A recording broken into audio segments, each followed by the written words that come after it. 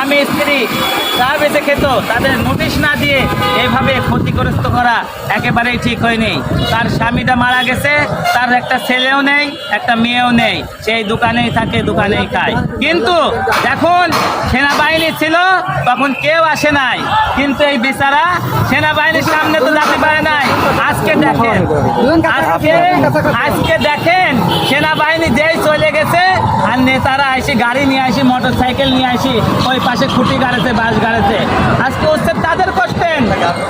যখন বালু ফেলেছিল তখন কোথায় ছিলেন? তখন আমরাই বাদিয়েছিলাম, একে হুমকি দেওয়া হয়েছিল যে তোমার দোকান এখান থেকে সরাবা, এখান থেকে তোমার দোকান সরাই দিবা।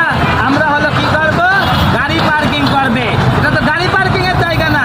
ম্যাজিস্ট্রেট সাহেব তখনও আইছিল, তখনও সিএমবি অফিসাররা, রোডের অফিসাররা এসে বললো আমার যতদিন রোডের জায়গা না লাগে আপনি ততদিন চাচি, আপনার স্বামীরা এখানে মারা গেছে, আপনি ততদিন আপনি এখানে এই চাটা বেঁচে খান।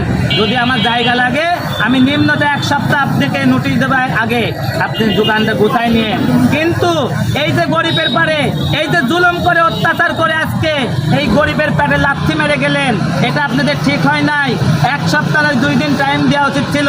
এই যে ভাঙা দোকান ছিল, এখানে বিল্ডিং গাঁথা হয়েছিল না, যেখানে সরকারি জায়গার উপরে বিল্ডিং গাঁথেছে আর সেই বিল্ডিং ভাঙেন নাই। ভাঙেছেন কি?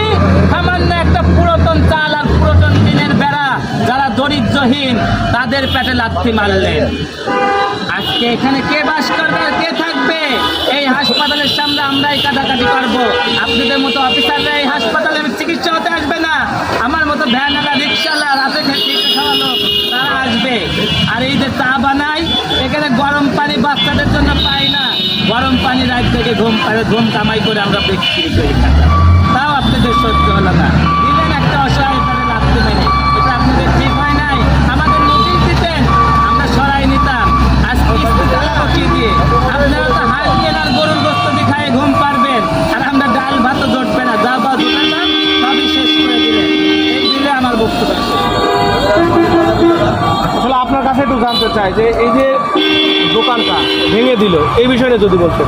দীর্ঘ দেখেন আজ থেকে 15 বছর আগে এখানে কোনো লোকজন ছিল না। সন্ত্রাসের বাস লোকজন মারি ফেলছে। আর সেটা আমি হচ্ছে লোকজনের রান্নাবাড়ি এখানে খাওয়াইছি, মেডিকেলের কাজের লোকজনের। আর এই মুহূর্তর আমার যদি একটা নোটিশ দিত তাহলে আমি জানতে পারতাম, বুঝতে পারতাম। কিন্তু আমি জানিনি যে এই যে আপনাদের যে সরকারি জায়গা আমি চা বিক্রি করে দিতে চাই না, আমি গুছাইয়ে খাই। আর সেইটা 1 মুহূর্তের জমি। মানুষ তো বলে না যে আল্লাহ সহ্য করবে।